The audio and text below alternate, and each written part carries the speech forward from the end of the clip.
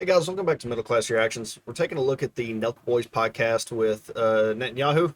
This is exploding the internet, and their channel, the Nelk Boys channel specifically, is just like, slaughtering these guys over this. They are getting hit hard. I will say one of the common things I'm hearing right now is that the Nelk Boys shouldn't have uh, platformed Netanyahu. They should have never talked to Netanyahu.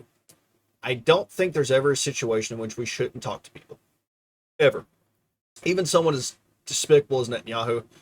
Like Tucker Carlson just interviewed the president of Iran, you know, um, and he's interviewed Putin, and like I don't think that should never be looked down on as don't talk to these people. Now, that being said, I think the Nelk Boys had a huge responsibility here, and they just dropped the ball on it. Like if you get the responsibility of talking to Netanyahu, um, or any big leader, you need to be at least educated on the subject, even if you're not going to do a hardcore like aggressive debate and you're going to interview him. You should at least be knowledgeable on the subject, and these guys just weren't. um so yeah, we're going to take a look at a few of the clips, and we're going to go over some of my thoughts about it. But yeah, so let's take a look. They say Israel's like starving the people of Gaza. Well, because we're trying to get the food in, and we let food trucks in, and guess what happens when we let them in? Hamas steals the food, takes the good chunk for itself, then sells at inflated prices. They jack up the prices, and then they sell the food to its population, to its hungry population, if they give them at all, and then use the money that they take from their own people to recruit more killers into their terror machine. That's what happens. Why are more Palestinians not siding with Israel against Hamas then? Well, up to now, they've been terrorized. But guess what's happened? Since we're beating Hamas, all of a sudden we see Palestinians rising. You have to see this to believe this, okay? Okay, that's one of the points I can't let that slip past. According to Israel, Times of Israel, Haaretz, the Jerusalem Times, you got a bunch of different ones you can go look at. The best numbers we have is that Hamas is recruiting 5 people to every one Hamas fighter that gets killed. Even if you put that down to 3 people for every one Hamas fighter that gets killed, in no way and in no numbers anywhere is Israel beating Hamas. That's just not happening. It's not a thing. It's not real. Hamas now has more, like vastly more, members than they did pre-October 7th. So the idea that Israel's beating Hamas is not true. Israel's getting their ass whooped by Hamas. Bad. When it comes to numbers getting killed. Like Hamas numbers, they're just not, I'm not going to say they're beating the IDF. Let me take that back. But Israel, for as powerful as they are and as technologically advanced as they are, they're not putting a dent in Hamas at all. So I would say more so Israel is beating themselves and losing, not that Hamas is winning. And you hear that talking point, and yet Netanyahu said it in this, not the clip, I don't think he says in the clips we're going over, but he says it in the podcast of like, this will all end if we just, we have to get rid of Hamas. That's never going to happen. Especially the way that they're going about doing this slaughter is they're creating Hamas members, not getting rid of them. But let's keep listening. And they say to Hamas, hey, you're not coming into my building. You can't use my school or this hospital as your command post. We're not letting you. And they start fighting them. Now we have actually armed conflict between Palestinians and terrorists. It was unimaginable a year and a half ago. But now there are Palestinians who rise up. And, the more the better, because we can create. By the way, just so y'all guys know, there's no reports of that anywhere. There's no reports of it. There's no proof of that. That's not a thing. It's not happening. Create a different future for Gaza. And we should also do something very simple that President Trump said, and it was brilliant. So that's my idea. That's how he cuts to the chase. He says, at the end of this war, the people of Gaza should have the choice. If they want to leave for other countries, they want a freedom of choice. Why are they locked in? Hell, we're not locking them in. Anybody could leave. But that's another one. I just can't let that get past. Israel absolutely is not letting people leave Gaza. That's just not true. I'm not saying Hamas is letting them free roam. I don't know if that's true. But I know for sure Israel's not letting them. They haven't for decades. That's been one of the big things when, like, very pro-Israeli people will be like, well, the IDF left the Gaza Strip in 2005.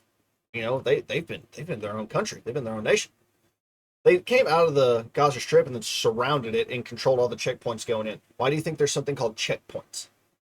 There's only so many so many ways in and out of there, and it's Israeli controlled. So that's just a straight up lie. It's just not true. Hamas is locking them in. Suppose they want to leave. They want to go to another country, okay? Why shouldn't they have the freedom of choice to do that? Now, obviously, some of y'all might recognize this lady. I've never seen her channel before, but she's got 1 million followers, so good on her. I haven't seen her channel before. I'm in the middle of my workday, my 9 to 5, so we're using her edit, selfishly, because she actually did a really good edit. She did a super good job, so I'll link her original video down below.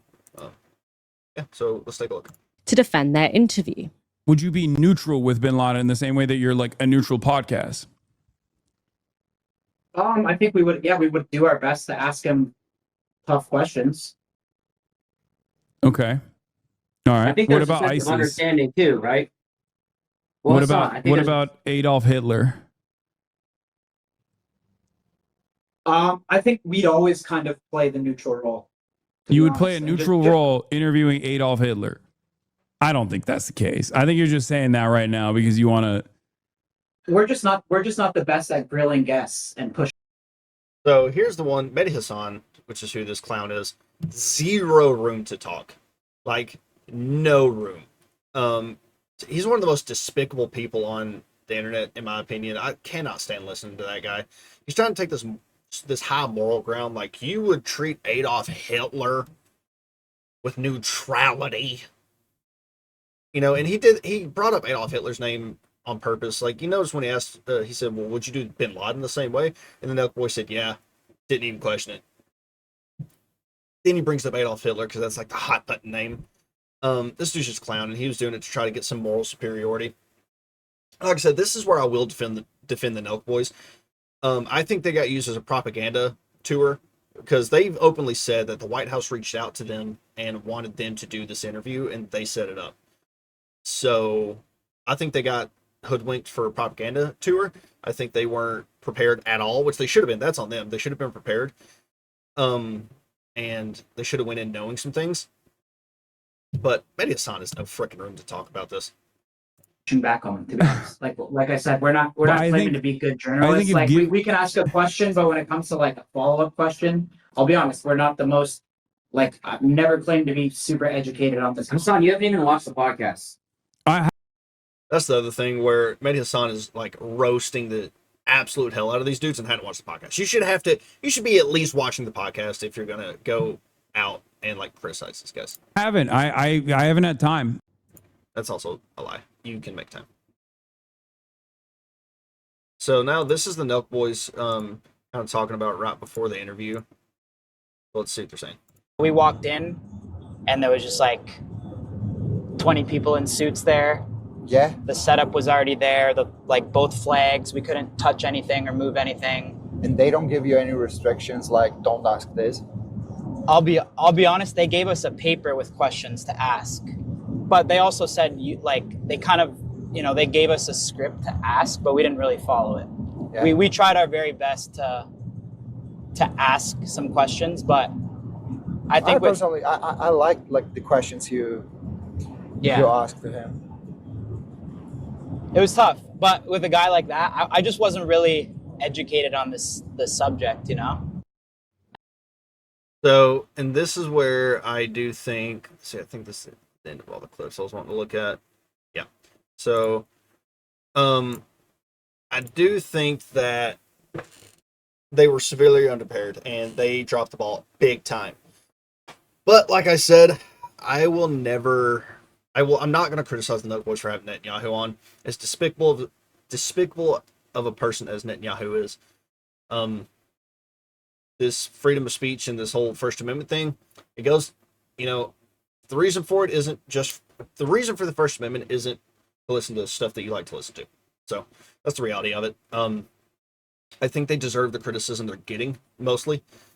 It was a softball interview. They didn't push back, and the whole interview was just straight up propaganda, man. Like it was It's just not true. Like open lies, openly lying about stuff that's just been disproven over and over and over. Like the easiest one to disprove just right off the hat in that clip was the humanitarian aid thing, the saying like, oh, Hamas is stealing all the food, and that's why Gazans are starving. There might be a little truth to that. Like Hamas is probably stealing some food. 100 international food aid agencies, excuse me, over 100 agencies have all said that it's Israel's fault of the starvation that's going on now. Every single bit of it. So unless you want to say 100 international agencies that are almost all a part of the UN are coming out and they're just anti-Semitic for saying this kind of stuff, like, you know, you're just not getting me with that. So yeah, that's my thoughts on this interview. I was going to do a full breakdown on the actual interview itself, but there's so many videos out on it. I just wanted to get my thoughts on more so the criticisms that the Nelk Boys are getting on this. So yeah, I think criticism is well deserved. It is interesting to see, even on a super pro-Trump podcast like the Nelk Boys. I mean, they're openly friends with Trump, which, you know, is fine. Good on them. But this is definitely like Trump world and podcast, you know. And his podcast, I mean, they are getting slaughtered. Lost like 10,000 subs overnight, which in YouTube, it's like, especially a channel as big as the Nelk Boys, their numbers are always kind of slightly going up. It might be slight like this, or it might be, you know, a giant spike. But for them to decline, like flatten out their increase in numbers and then to decline by 10,000 in one day is wild. That is insane. Like I've got 135, 132 subscribers right now. So, you know, I'm super small. That would be like if I overnight lost, like for me, if I overnight, I just lost like 15 or 20 subscribers, 30 subscribers, just randomly, just dropped, you know. For me, that'd be a big deal. If I lost 30 subscribers, crap, you know. For them, losing 10,000 subscribers overnight, that's crazy. But yeah, that's what I think about it. So, you know, they're going to have to ride the media downfall from this, and then in a week, it'll be on to something else. But I got to get back to work. So y'all have a great day. Like, share, subscribe, do all the stuff you know you need to, and I'll catch y'all later.